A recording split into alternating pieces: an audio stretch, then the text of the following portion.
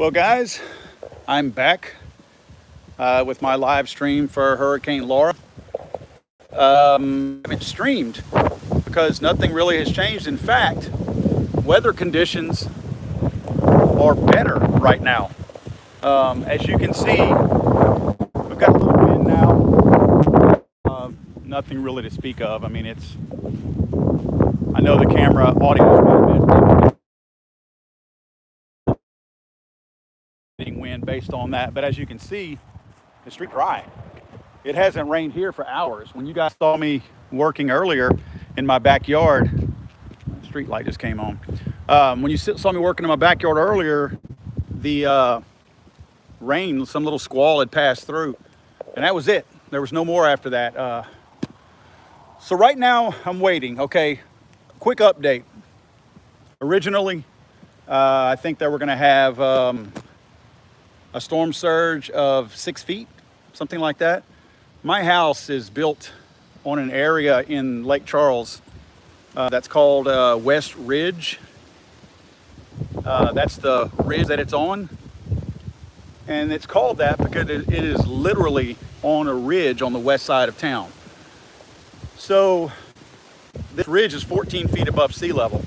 So with a 6-foot storm surge, I wasn't worried. With a fifth, I've got valuables in there. And the biggest, honestly, is that I don't want to get trapped. Sorry, guys, I lost you again. The point I was making is I don't want to get to a point where I can't drive back or out of here for whatever reason. Like so many people say, you don't want to get yourself in a bind where you're calling for help, because I certainly don't want to put any first responders in danger. So up until this point, as long as I had access out of here, I wasn't concerned. But now if I get trapped and blocked and something happens, let's say I get whacked on the head by my tree or something like that, now nobody can come get me, nor do I want to do that, because I don't want to get anybody out here to, put them in danger, put their lives in danger. So anyway, as you can see, my neighborhood is a little bit quiet right now. What I'm going to do, it is 7:09. In 5 hours, suppose probably 4 hours, I should make landfall in about 5 hours, I'd say. Or I'll keep my eye on how bad the conditions actually get. The lake is not far from me, like literally. It looks kind of nasty, but I mean, now it's not bad. I don't feel obviously no kind of danger whatsoever. American flag right back there. So what I'm going to do is keep an eye on surge. We can see as the Gulf of Mexico is due south. That's the Gulf of Mexico. Laura is right over there. So as it pushes up, we have a lot of waterways that come up over this way, and it's pushing all of that rain up through the little estuaries and things like that we have in this general area, which pass my house up. They go way far north of there. So I mean, this rain will swell this whole area, and from what they're saying, flood all these streets and everything. On top of that, they're saying 10 to 15 inches of rain. So you go figure, you do the math. So my point is, I am going to wait around here for a little while. I've got my truck packed. I've got, of course, the essentials. I've got water, snack foods, whatever. I boiled some eggs to bring us snacks. And I've got a couple of energy drinks just in case. I'm sure I'll be up all night long. And of course, guns and ammo, I've got that. But I'm gonna head east. I'm gonna head away from the storm. And I'm gonna get to higher ground, drier ground, and probably go just far enough to turn around and come back. Or I have some friends that are in Mamou, Louisiana. They're staying over there. So I'm probably going to go meet them and probably hang out in my truck in the parking lot. I don't really want to crash their party at the hotel.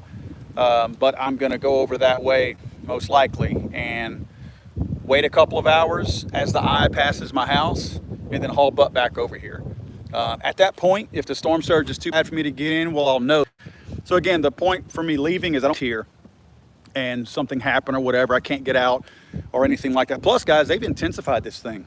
I mean, originally it was supposed to land as a 2. Then yesterday they said it was going to land as a 3. Today it's strengthened to a 4. And now they're saying it has the potential of hitting as a 5. Now, I take all that usually with a grain of salt because the media is so fixated on selling ads and advertisement that they want you to stay tuned into their channel, so they sensationalize things. And that's what's sad, because people like me,